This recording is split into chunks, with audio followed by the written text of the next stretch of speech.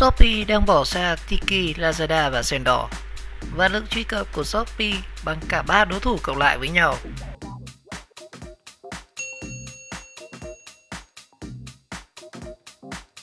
Và theo số liệu từ bản đồ thương mại điện tử do iPrice Group công bố, thì Shopee có quý thứ 3 liên tiếp tăng tốc,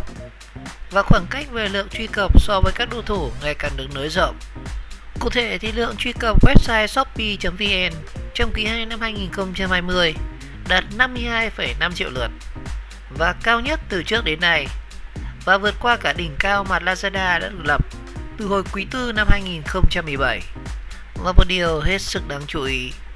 lượng truy cập của Shopee tăng cao thì các đối thủ lại cùng nhau sa sút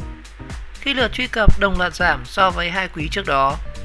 Theo thống kê của iPrice cho biết, tổng lượng truy cập của cả 3 đối thủ là Tiki, Lazada và Sendor trong quý 2 năm 2020 chỉ là 54,2 triệu lượt, và chỉ cao hơn một chút so với một mình Shopee mà thôi. Còn riêng đối với Tiki, tuy vẫn duy trì ở vị trí thứ 2, nhưng lượng truy cập hiện nay chỉ còn là 21,1 triệu lượt, và giảm quý thứ 6 liên tiếp, và đã giảm đến 41% nếu so với quý 4 năm 2018. Và đối thủ chuyên kiếp của Shopee đó chính là Lazada. Lazada thì liên tục sụt giảm, và Lazada đang có quý sụt giảm thứ 2 liên tiếp, về tương đương với mức truy cập hồi cuối năm 2018, và đã giảm đến 63% nếu so với đỉnh cao là quý 4 năm 2017.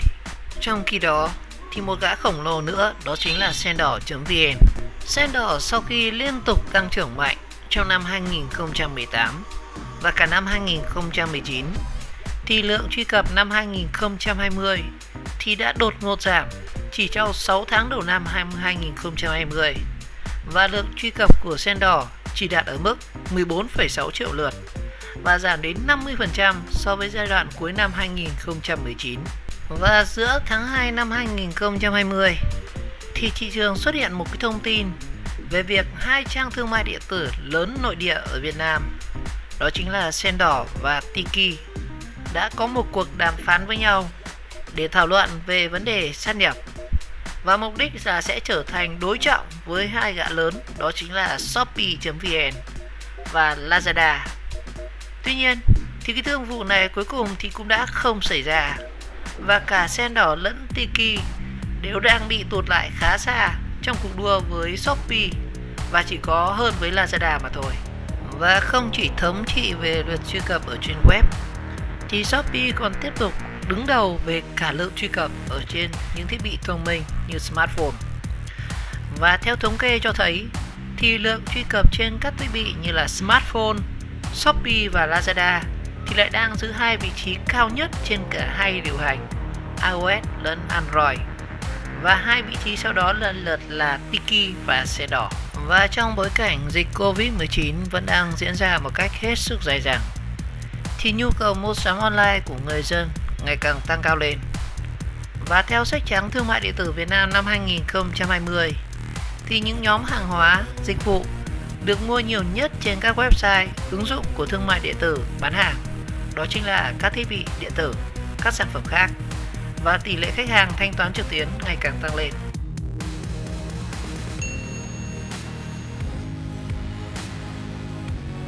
Cuộc đấu của các sàn thương mại điện tử mùa Covid-19, Shopee tiếp tục để cho Tiki, Lazada và Sendor hít khói. Ngay trong quý 1 thì Shopee vẫn tiếp tục là một trong những sàn thương mại điện tử có lượt truy cập lớn nhất, và đây cũng là sàn duy nhất đang trên đà tăng trưởng mạnh mẽ. Có thể nói rằng giữa lúc dịch bệnh Covid-19 đang diễn ra vô cùng phức tạp, thì thương mại điện tử lại được dự đoán là có cơ hội vàng để phát triển mạnh mẽ. Tuy nhiên thì ngay sau quý 1 đầu năm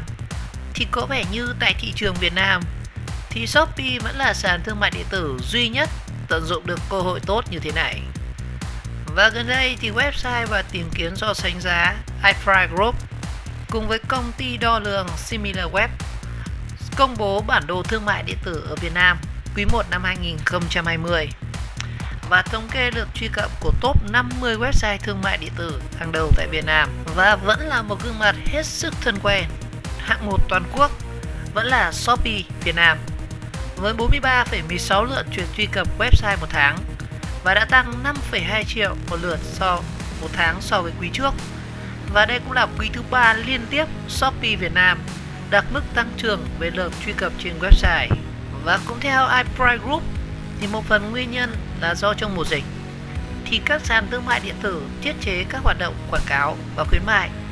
và thay vào đó là đẩy mạnh livestream và các ứng dụng game và cả mạng xã hội, và mục đích là để tận dụng lúc những người dân ở nhà và có nhiều thời gian ngồi trước màn hình để tương tác và tăng độ gắn kết với các khách hàng và đồng thời thử nghiệm các cái tính năng mới của họ.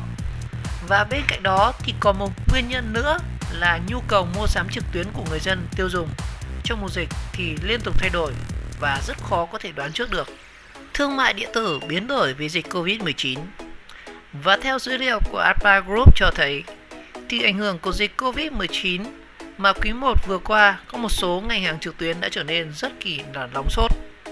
Và hưởng lợi đầu tiên của ngành hàng đó chính là ngành hàng chăm sóc và bảo vệ sức khỏe.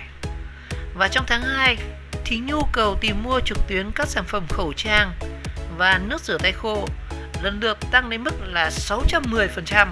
và 680% so với tháng 1 năm 2020. Và sang đến tháng 3 thì khi người tiêu dùng ở nhà tránh dịch nhiều hơn thì đến lượt ngành bách hóa trực tuyến mới lên ngôi và lực truy cập của website của Bách Hóa Xanh quý này nhờ vậy mà tăng đến 49% so với quý 4 năm 2019. Tuy nhiên, éo le là các ngành hàng trước đó thì không phải là tâm điểm của thị trường thương mại điện tử Việt Nam. Và điển hình là trong top 50 website thương mại điện tử Việt Nam chỉ có 2 website chuyên kinh doanh hàng tạp hóa là Bách Hóa Xanh và Bixi,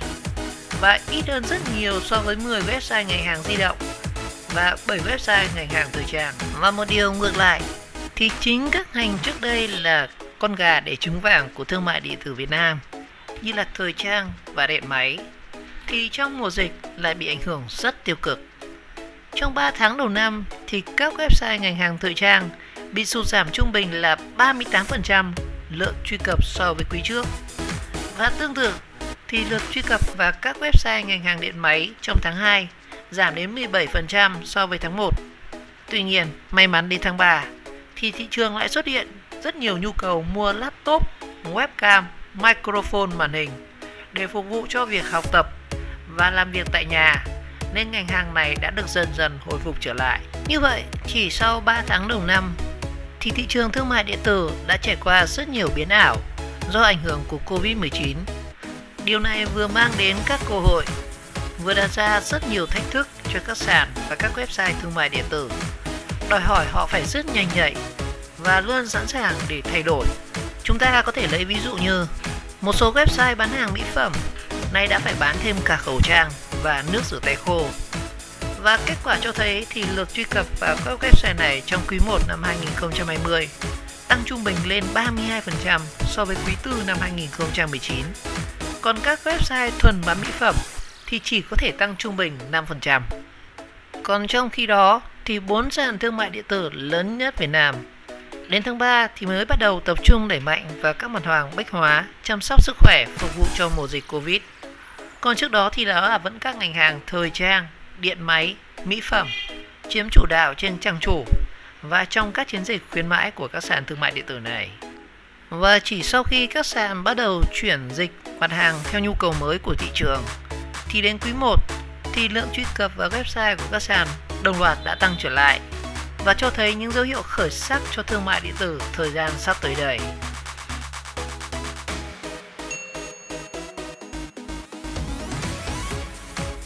Từ vị trí đổi sổ, và Shopee đã trở thành thế lực thương mại điện tử hùng mạnh nhất Đông Nam Á chỉ sau đúng vài năm. Có thể nói rằng từ vị trí hạng bét thì Shopee đã trở thành một thế lực thương mại điện tử rất hùng mạnh. Và chỉ sau đúng 3 năm thì Shopee từ vị trí bét bảng đã vươn lên trở thành hãng bán lẻ sở hữu lượng truy cập lớn nhất trên toàn khu vực Đông Nam Á.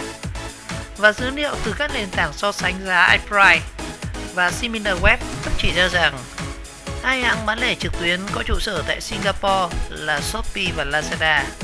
đang chiếm tới 60% lượng truy cập vào các trang thương mại điện tử tính trong 3 tháng kết thúc năm 2019. Trong khi đó, thì theo một nguồn tin được công bố vào năm ngoái bởi Google, thì nền kinh tế kỹ thuật số của Đông Nam Á dự kiến sẽ trị giá khoảng 300 tỷ đô la Mỹ trong năm 2025. Các công ty đang muốn tìm kiếm các cơ hội ở khu vực này cần phải hiểu rằng cách tiếp cận một mô hình phù hợp cho tất cả không thể mang lại hiệu quả. Đông Nam Á nổi tiếng là một nơi có một thị trường rất khác nhau, sẽ có những đặc điểm hành vi tiêu dùng của người dân khác nhau. Một chuyên gia phân tích và nhận định trên tờ Nikkei. Shopee, đơn vị thu hút chỉ 7% lượt truy cập website thương mại điện tử trong quý 3 năm 2017, sau cả Bukalapak và Tokopedia và Lazada 48%,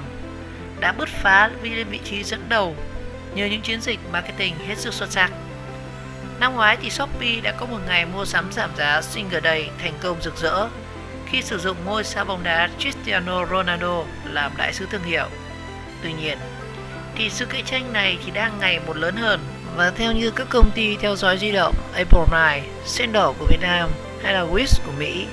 và Redingo của Singapore cũng đang được chú ý ở Đông Nam Á và hiện là một trong những nền tảng di động được rất nhiều người dùng tải. Và theo Edwin Core, giám đốc nội dung số khu vực Đông Nam Á